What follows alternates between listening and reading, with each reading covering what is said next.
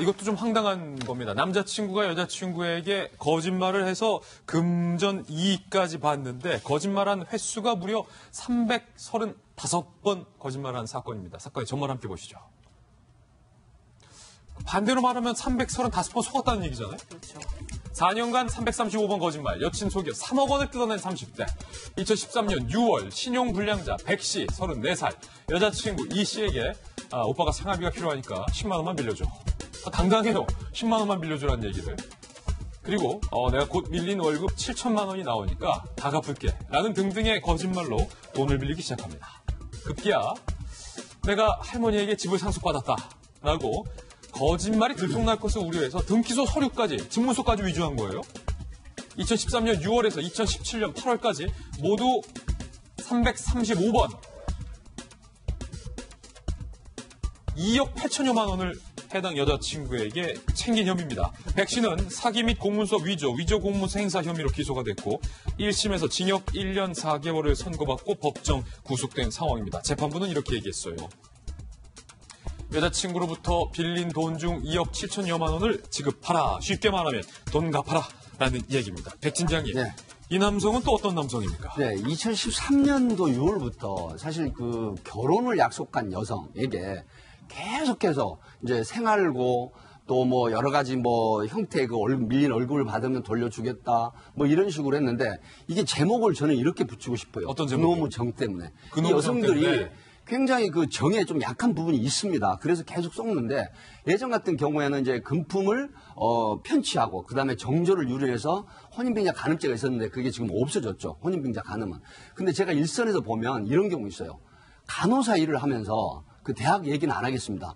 그 스카이 중에 하나인 학생이었는데 예. 그 법대생에게 고시 패스하면 행복하게 해줬다고 해가지고 계속해서 그 간호사 어려운 생활을 하면서 뒷바라지를 해요. 근데 나중에 어떻게 되냐면 아니 시간이 지나서 고시에 붙었어요. 근데 어느 날 결혼을 하겠다는 걸 알아요. 그러니까 그 경찰서에 와가지고 하는 얘기가 뭐라고 얘기하냐면 나를 사랑했잖아. 그러니까 쿨하게 보내줘. 너무나 후안무치하고 뻔뻔스러운 그런 사기범이 있었어요. 고시 패스한 분이. 예. 근데 결국 그 사람이 나중에 구속이 돼가지고 법정이 안 됐죠. 아, 그래요? 예, 그런 케이스도 있었고요. 또 하나는 어떤 경우냐면 여성들이 굉장히 조심해야 돼요. 자, 그 법대생들이 가지고 다니는 책을 들고 있어요. 법정에 예. 나올 때. 근데 실제 보면 법대생이 아니에요. 그리고 의사라고 하죠. 근데 병원 앞으로 오라 그래요. 예. 그래서 커피숍 같은 데서 만나면 청진기 의사 가운을 입고 가요. 예. 믿어버려요. 그리고 거짓 전화를 받습니다. 아, 저 원장님, 의사님, 제가 조금 있다가 응급실로 갈게요. 예. 그러니까 확인도 안 하고 의사인 줄 알아요. 그리고 가짜였어요. 모두 다 줘요. 자기가 열심히 모아놓은 돈까지 다 주고 결혼하겠다 그러니까 의사하고 결혼한다. 법조인과 결혼한다.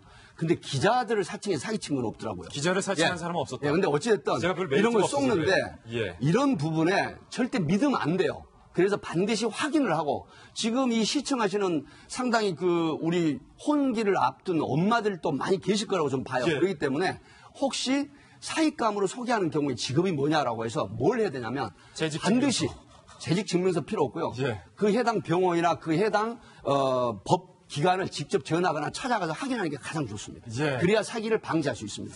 도영희 변호사님, 정말 안타깝습니다. 여성이 3억 원을 빌려주고 3억 원도 잃고 연인도 잃고 세월도 잃은 경우인데 재판부가 피해자와의 연인 관계에 있었던 점을 양형에 참작을 했다고 그래요. 이게 참작 사유도 되는군요. 원래 연인 관계에서 돈이 오고 간 거는 사기로 인정되기 사실 어려워요. 근데 이제 실제 이번 사건은 300번이 넘는 거짓말에서 3억이라고 하는 큰 돈이 넘어갔기 때문에 이제 인정이 된 셈인데요. 이게 이렇게 한두 번 우리가 거짓말하게 되면 정이 떨어지지 않습니까? 예. 저 같은 경우는 한두 번만 거짓말하는 걸 딱 보면 정이 떨어지는데 이 여자분은 상당히 착한 것 같아요. 착하다. 근데 이런 식으로 하는 게 왜 그러냐면은 믿기가 싫은 거예요. 저 사람이 거짓말이라고 하는 걸 믿기 싫은 심리 때문에 사실 계속 그냥 믿어버리는 거가 하나 있는 것이고 또 하나는 기본적으로 저는 그래도 이 여성분에게 말씀드리고 싶은 게 있어요.